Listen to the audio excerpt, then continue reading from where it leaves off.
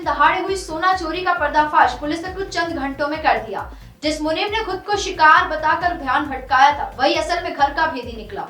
इस खुलासे के बाद व्यापारियों ने राहत की लहर दौड़ गई और सराफा एसोसिएशन ने पुलिस प्रशासन का आभार व्यक्त किया। शहर के सराफा बाजार में दिन दहाड़े हुई सोना चोरी की वारदात का नीमच पुलिस ने चंद घंटों में पर्दाफाश कर बड़ा खुलासा किया है। जिस मुनीम ने खुद को लूट का शिकार बताया था, वही पूरे घटना का आरोपी निकला।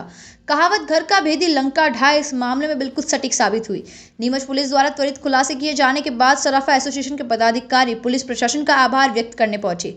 एसोसिएशन के सदस्यों ने पुलिस की तत्परता और कुछ ही घंटों में मामले का पर्दाफाश करने पर धन्यवाद ज्ञापित किया। गौरतलब है कि दिन दहाड़े हुई चोरी की घटना में मुनीम द्वारा लूट की झूठी कहानी रची गई थी, जिसका पुलिस ने जांच के दौरान खुलासा करते हुए आरोपी को गिरफ्तार कर चोरी किया गया सोना बरामद कर लिया। मामले को लेकर आयोजित प्रेस वार्ता में पुलिस अधीक्षक अंकित जायसवाल ने सराफा व्यापारियों से सावधानी बरतने की अपील की। उन्होंने कहा कि भविष्य में इस प्रकार की घटनाओं से बचने के लिए कीमती सामान लेकर किसी भी कर्मचारी या व्यक्ति को अकेले न भेजें, उसके साथ एक अन्य व्यक्ति को भी भेजा जाए तथा पूरे समय उसकी मॉनिटरिंग रखी जाए। एसपी ने व्यापारियों से सुरक्षा व्यवस्था को मजबूत रखने और लेन देन के दौरान सतर्कता बरतने की भी सलाह दी। पुलिस ने भरोसा दिलाया कि शहर में कानून व्यवस्थाएं बनाए रखने और व्यापारियों की सुरक्षा के लिए लगातार निगरानी की जा रही है। ये सराफा एसोसिएशन में पहली घटना हुई है कि किसी कर्मचारी ने मतलब ऐसा किया जो चोरी की, और उसको पुलिस प्रशासन ने मान चंद घंटों में उसको पर्दाफाश कर दिया। इसलिए सराफा एसोसिएशन पुलिस प्रशासन का आभार एवं धन्यवाद प्रस्तुत करने आए थे। सराफा व्यापारियों द्वारा इस घटना के बाद कोई खास एहतियात बरतने के लिए कुछ उपाय किए गए हैं क्या?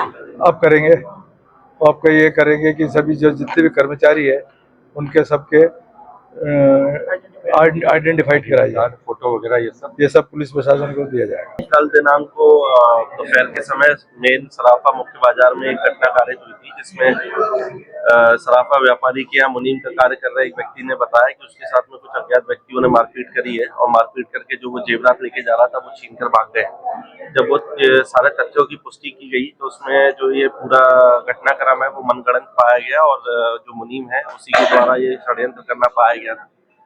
चूंकि वो जो राशि थी उसको जो जेवरात थे उसको गबन करने का उसका उद्देश्य था, उस उद्देश्य से उसने पूरी कहानी रची थी और पुलिस के द्वारा जो नीमच कैंट थाना प्रभारी और उनकी टीम के द्वारा चंद घंटों में इसका पर्दाफाश किया गया है।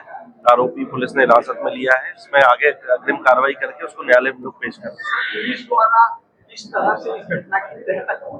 इसमें जैसा कि जो मुनीम था उसके द्वारा बताया गया कि उसके साथ मारपीट हुई, आंखों में स्प्रे छिड़का हुआ था। तो जब ये सारी चीजों का जब मेडिकल एग्जामिनेशन हुआ उसमें ये चीजों की जो अपुष्टि हुई, उसमें चीजें आई कि इस प्रकार का कोई भी घटनाक्रम उस व्यक्ति के साथ नहीं घटा है। और टेक्निकल साक्ष्य में जब कैमरे से भी जब विश्लेषण देखा गया सब चीजों का, तो उसमें भी ऐसी कोई भी घटनाक्रम होना नहीं पाया गया जिससे पूरा घटना संदेहास्पद लगी थी।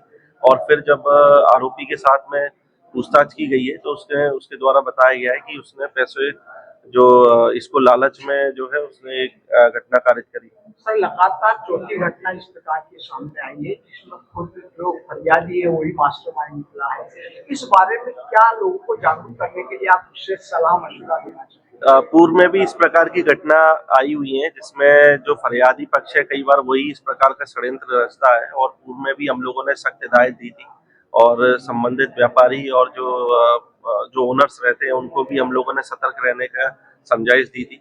इस मामले में भी चूंकि जैसा लास्ट टाइम बोला था कि हम लोग सख्ती से पेश आएंगे, तो इसमें हम लोगों ने एफआईआर दर्ज की है और एफआईआर दर्ज करके आरोपी को हम लोग न्यायालय भी पेश कर रहे हैं और कड़ी से कड़ी उसको सजा दिलाने का प्रयास भी करेंगे। लेकिन आप लोगों के माध्यम से मैं सभी जो हमारे सराफा व्यापारी बंधु हैं उनसे भी मैं आग्रह करूंगा कि जब भी इस प्रकार का वो कोई भी अपना कीमती सामान किसी भी व्यक्ति के साथ में भेजते हैं तो अकेले व्यक्ति के साथ नहीं भेजे, कोई ना कोई व्यक्ति रहे और उसकी मॉनिटरिंग भी करें कि वो कहाँ जा रहा है, किस प्रकार से जा रहा है। जैसे इसके केस में भी ये जो रेगुलर जो रूट लेता था वो रूट पे नहीं गया था, कैमरों से बचने के लिए इसने दूसरा रूट पकड़ा और घटनास्थल भी ऐसी गली का बनाया जहाँ कैमरे नहीं थे।